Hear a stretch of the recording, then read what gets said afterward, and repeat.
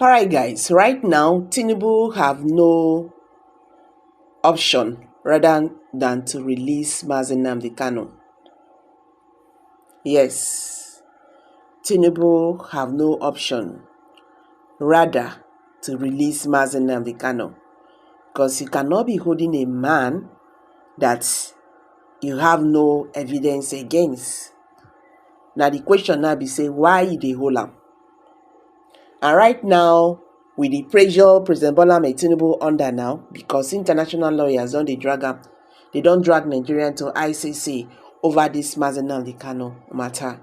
It is a shame.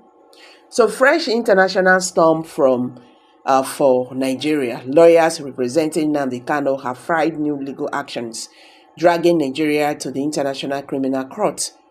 President Tinubu may now be forced to answer to the world. The ICC, located in the Hood, has tried several African leaders before. From Sudan's Omar al-Bashir to Kenya's Umaru Kenyatta, the charge is usually the same: crimes against humanity and violations of international law.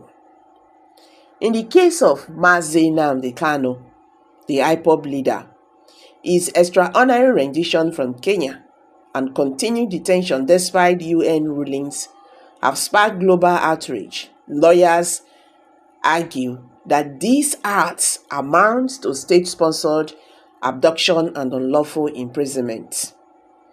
So if the ICC accepts this case, Nigerian leaders could face international summons like travel restrictions, possible persecution. For Tinubu, already struggling with economy and security crisis, this is the last thing his administration needs. The implications are far-reaching. Nigeria, it could lose diplomatic credibility, foreign investors may pull back, and relations with Western communities may weaken further. By the way, foreign investors safe, they know they come again, because they are seeing Nigeria as a lawless country when anything can go in. It's a pity that we have found ourselves here. You understand? People do not want to, associate with Nigeria anymore because of all these arts. In another news headline, Senator Shehu Sani, a prominent Nigerian human rights activist and the former lawmaker, has urged the Igbo people to reflect deeply on their quest for Biafra independence. Speaking at a recent gathering in Abuja, Sani acknowledged the historical grievances fueling the agitation, including the marginalization of Igbo in Nigerian socio-political landscape. However, he emphasized unity. He emphasized dialogue and peaceful coexistence as pathway to addressing these issues, cautioning against actions that could deepen division or lead to conflict. Sani traced the Biafra struggle to the 1960 to 1970 Nigerian Civil War, which claimed millions of lives and left deep scars.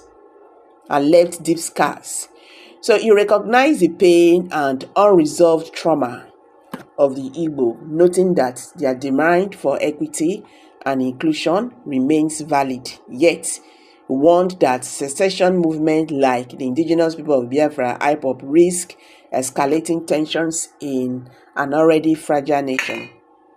Nigeria's strength lies in its diversity, Sani said, urging Igbos to channel their energies into advocating for justice within a united Nigeria.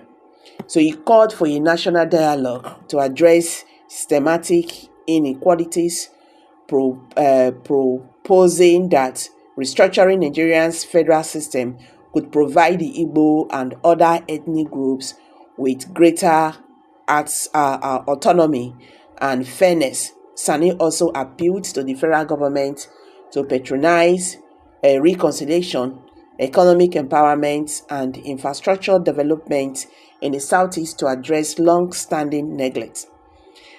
So guys, what's your take on this? Please drop your comments below the comment section. Don't forget to give us,